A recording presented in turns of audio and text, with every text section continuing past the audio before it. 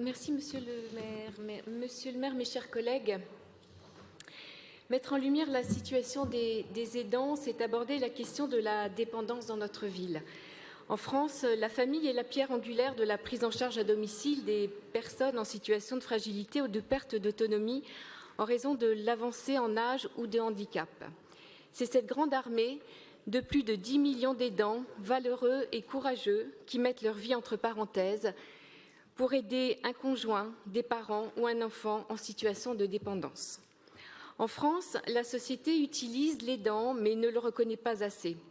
La morale collective considère normal de s'occuper de ses proches lorsqu'ils sont malades. Or, les aidants ont leurs limites.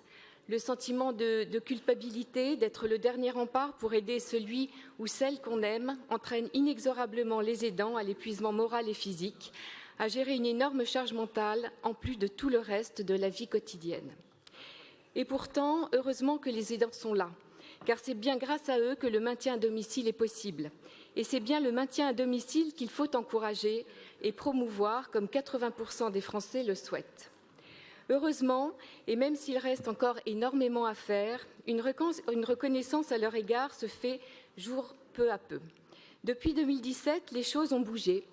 Création d'un congé proche aidant avec une indemnisation de 58 € net par jour pendant 3 mois, un don de RTT à un collègue aidant proche en perte d'autonomie, déploiement de maisons de répit, expérimentation du relayage où un professionnel de santé prend le relais pendant 6 jours, 24 heures sur 24, qui permet un repos de l'aidant pendant cette parenthèse. Mais ces mesures ne sauraient en rester là. Elles doivent être poursuivies et amplifiées. Et tout ce qui va dans ce sens va dans le bon sens. C'est pourquoi votre délibération est intéressante, puisqu'elle met à l'honneur les aidants à Paris, où le parcours du combattant y est peut-être encore plus difficile pour eux qu'ailleurs. Solitude des grandes villes, temps de transport important, difficulté de trouver les informations, manque de considération pour les personnes âgées et pour ceux qui les aident. Les aidants font 3 demandes principales.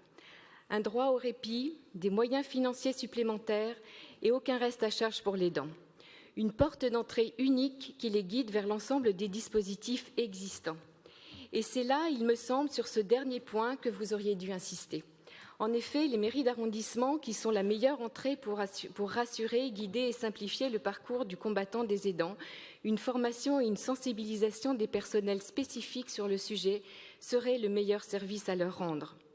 Enfin, un dernier mot sur tous ces jeunes qui sont arrachés, effectivement, comme vous l'avez souligné, monsieur, de l'insouciance de leur vie pour les plonger dans une responsabilité lourde pour leur jeune âge.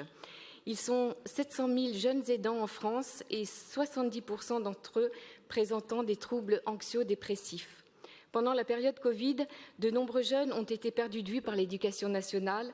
Ils étaient devenus des aidants à temps plein, les empêchant de poursuivre leurs études correctement. Il y a donc un travail indispensable de reconnaissance et de soulagement à faire auprès de ces jeunes. Nous voterons donc bien évidemment cette délibération pour mettre à l'honneur ces millions d'hommes et de femmes qui ont vu leur quotidien bouleversé du jour au lendemain. Pour 54 d'entre eux, ils ne savent même pas qu'ils sont des aidants. Ils, et le plus souvent elles d'ailleurs, puisque dans 2 cas sur 3, l'aidant est une femme, ils et elles font juste ce que leur cœur dit de faire en s'occupant d'une personne de leur famille devenue vulnérable. Aujourd'hui, ces aidants ont des droits, il faut leur faire savoir, il faut les accompagner, il faut aider les aidants. Je vous remercie. Merci.